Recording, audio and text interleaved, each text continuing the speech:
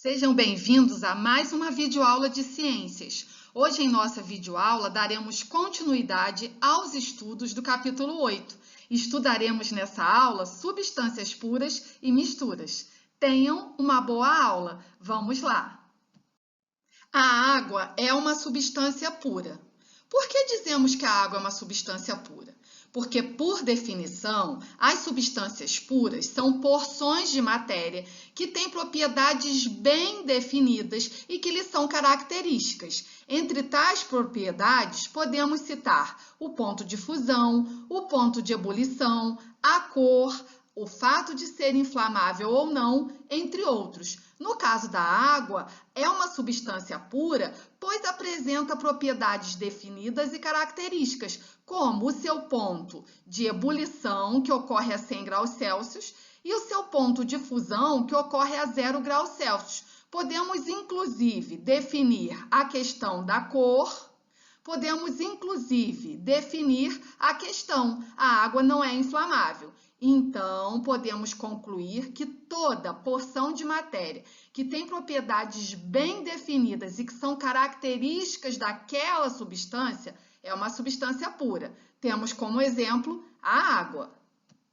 Uma substância pura, como o próprio nome diz, está pura, ou seja, não está misturada com outra substância ou mais substâncias. Desse modo, temos como exemplo o hidrogênio, o ferro e a água, que são substâncias puras. Logo, substância pura é a espécie de matéria constituída por átomos ou moléculas quimicamente iguais, de modo a apresentarem características bem definidas. Como eu já disse, essas características são ponto de fusão, ponto de ebulição, cor, se a substância é inflamável ou não.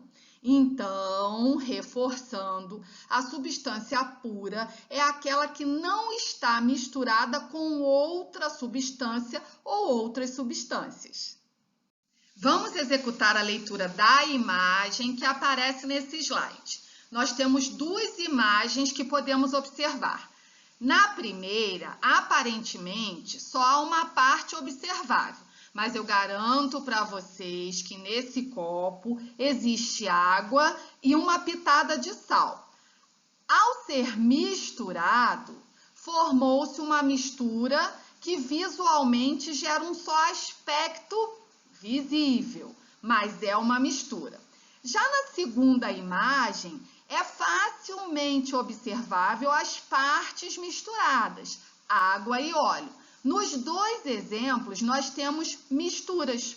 A mistura é a reunião de duas ou mais substâncias puras.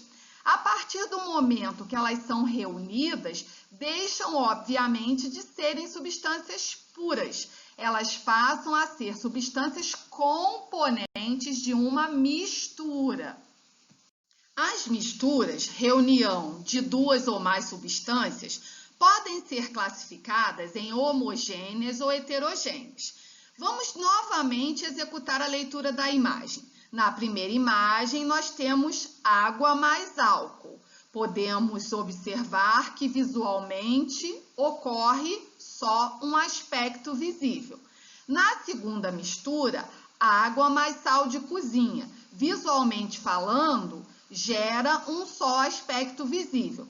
Ambas são misturas homogêneas. Chamamos de mistura homogênea a mistura cujas propriedades e composição são as mesmas em toda a extensão, ou seja, embora tenham duas ou mais substâncias misturadas, apresentam uma única fase, ou seja, uma única parte observável.